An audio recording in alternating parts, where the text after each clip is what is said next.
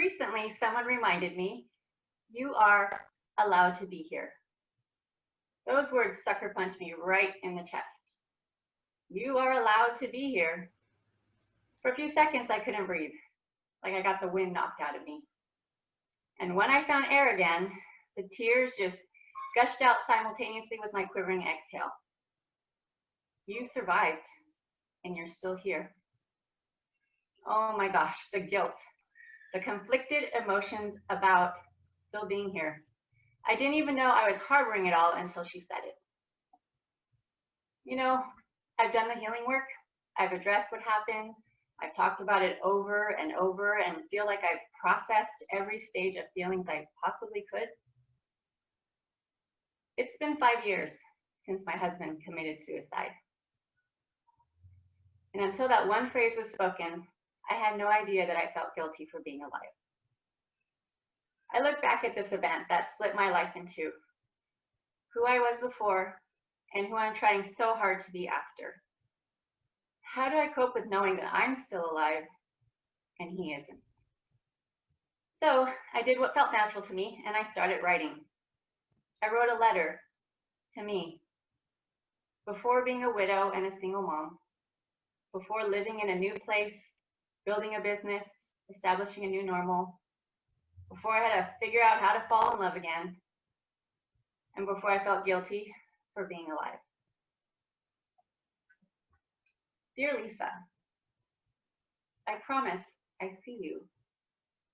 I see you in those weeks leading up to that tragic event, the one you sensed was possible but couldn't quite pinpoint. Would violence be turned on you, the kids, him, all of the above? I remember your fears. I recall that frantic desperation as you tried to file a restraining order and the hopelessness because it wouldn't stop his cryptic verbal threats of, don't worry, you'll get your happy ending. I understand the rage and numbing loneliness knowing your marriage was crumbling and this imbalanced, unrecognizable person was yelling at you that it was all your fault. I want to run and catch you that fateful morning in December as you crumble to the sidewalk after handing the police officer the keys to your house, so they can go in and see if Steve followed through on his threat. I will never forget your piercing screams when the officer comes back out and says, "I'm sorry, ma'am, it's too late." You wonder if you'll ever be you again. I get it. You wonder if you can come back from the paralyzing shock, the thick life fog that will follow you around for over a year. I regret those few weeks in June when you consider following in Steve's footprints, toying with the idea that maybe he had the right idea after all. Yes, it'll be terrifying. You won't recognize yourself in the dark places that your mind will take you, but I urge you to keep listening to that faint voice of truth and reasoning that's desperately screaming, your kids need you. They don't deserve another dead parent, and they don't deserve any of this.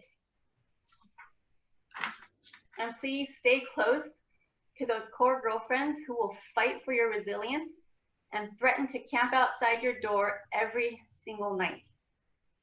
Remember to love and appreciate those friends who will take time off of work to drive you to all your appointments to figure out, will Prozac or herbs pull you out of your deep well of loss? And those friends and family who will laugh with you, but also take you seriously when you decide, nah, I'd rather up my therapy sessions, work with a trauma specialist, meditate, and yoga my way through this grief. Spoiler alert, for you, those will actually work. I feel you, I get it. 14 years of marriage to a man who was once your best friend, before life and stress and God knows what internal imbalances hijacked that person you had vowed forever with far away and long ago. And I applaud you for committing to those 4 months of weekly family therapy sessions that will prove necessary and beneficial for the kids. At 8 and 11 years old, they'll grumble, of course, and learn at an early age that talking about feelings and memories and death is so hard. It hurts. I'm hugging you as you remain neutral in the challenge of hearing their adoring stories of their appa, their dad. As you sit there reeling with anger at what he ultimately did to them, abandon them. I'm so proud of you for handling it with grace, though, because you do. Because they deserve to preserve those memories of their father, the one who loved them with all his heart and strived to create a loving, kind, and fun-filled environment for them.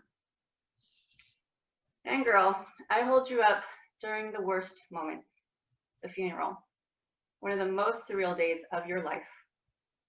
And that call with the Organ Harvest Center on the day he died, and you had to approve each and every body part and organ they had to check off the itemized list. Just know that you'll get through it. Know that unbeknownst to you, you are equipped from a lifetime of growth to handle this. Know that healing will come with time, but most importantly, with awareness and gratitude. Yes, gratitude for all the shit that happened and all the blessings that were always right there. It's hard to see that right now because you've stuffed down a lot of painful emotions for longer than you'd like to admit. You've given the finger to the gratitude and love you once knew because you're so hateful of him, your life, and the situation. This isn't the happily ever after you envisioned. And the hardest part is having to accept there won't be, not in the way that you pictured it to be. I'm here on the other side now, writing this to ask you to please have faith. Believe in a happily ever after, just not this one.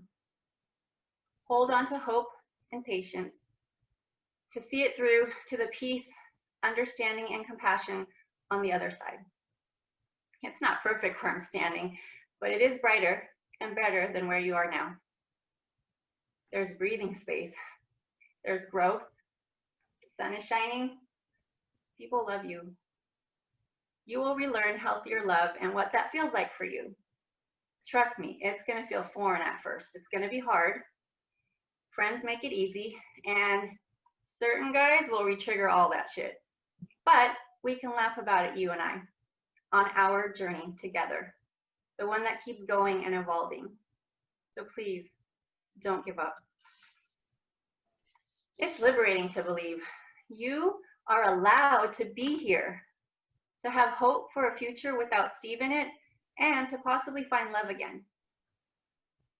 Because of everything you are able to endure, I am allowed to live my life in joy and uncertainty. How empowering to know I am allowed to be here after everything that happened. So thank you. Because of you, I am here. I am seen. I am safe. And everything will be okay.